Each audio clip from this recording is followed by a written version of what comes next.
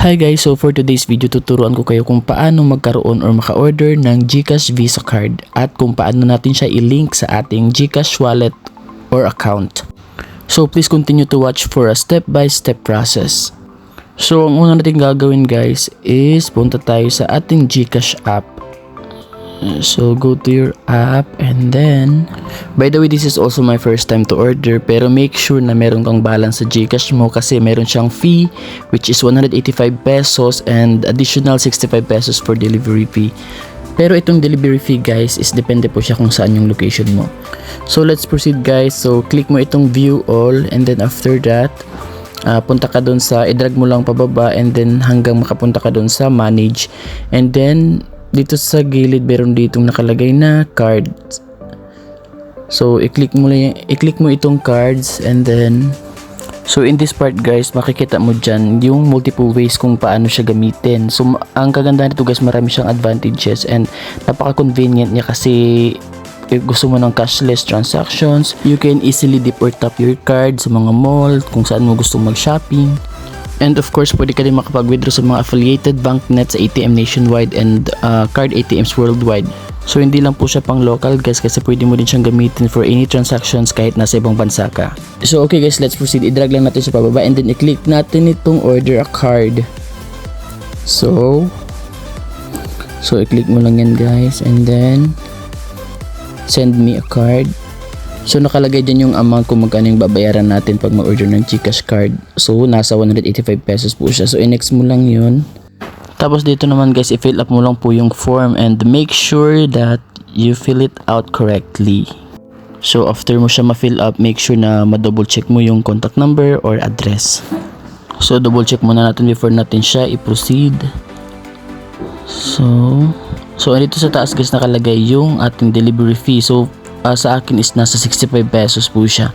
Pero I think depende po siya kung saan yung location nyo. So ayan po yung total ko guys, nasa 250 pesos. Including delivery fee which is 65 pesos. So after nyo siya ma-double check guys, you need to accept the terms and conditions. So i-click mo lang po yung nakalagay na check dyan and then next. So after nyan is mag-proceed po siya dun sa payments. And then you need to confirm the payment. So 250 pesos. So ayan guys, order successful and nakalagay dito that please expect your card to be delivered within 4 to 10 business days. So hintayin na lang natin guys after 2 weeks and abangan nyo yung tawag ng delivery rider kasi i-deliver nila yan sa inyo door to door based doon sa location na nilagay nyo. 8 days later. So ayan na guys, finally dumating na po yung card ko. So I placed my order noong August 23 and dumating siya today, August 31. So exact 8 days lang. And finally, ito na po siya. So, ang ganda na packaging niya, napaka-secure. So, ayan, buksan na natin siya, guys.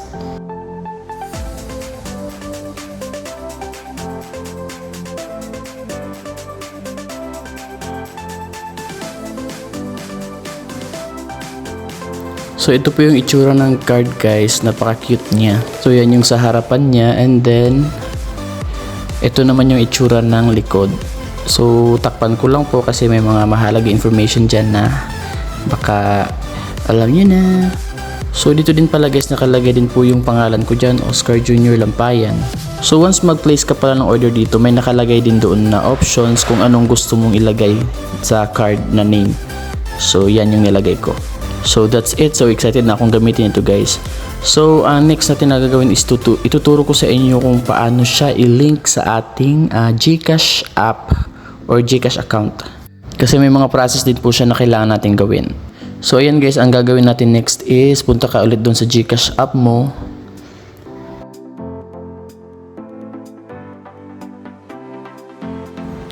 And then click mo ulit itong view all, tapos go to manage and click mo ulit yung cards.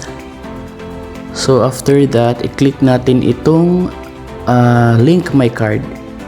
So ayan, i-click mo yan. After mo yan mag-click, may marireceive ka na authentication code. Tapos dito you need to enter your card information. So ilalagay mo dyan guys yung last 4 digit ng nasa card mo and then yung virtual account number. So itatype lang natin dito and double check mo din guys kung tama yung nilagay mo. At dapat tugma doon sa numbers na nakalagay doon sa likod ng card.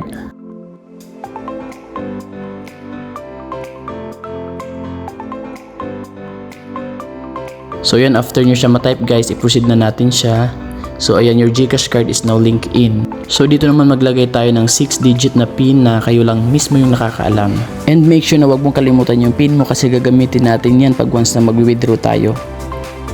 So yun lang po guys, napakadali lang. Pwede mo na siyang gamitin for any transactions or kung gusto mo nang mag-purchase sa mall or shopping online or kaya mag-withdraw sa mga ATM machines. So that's it, and don't forget to like and follow me for more tutorial videos.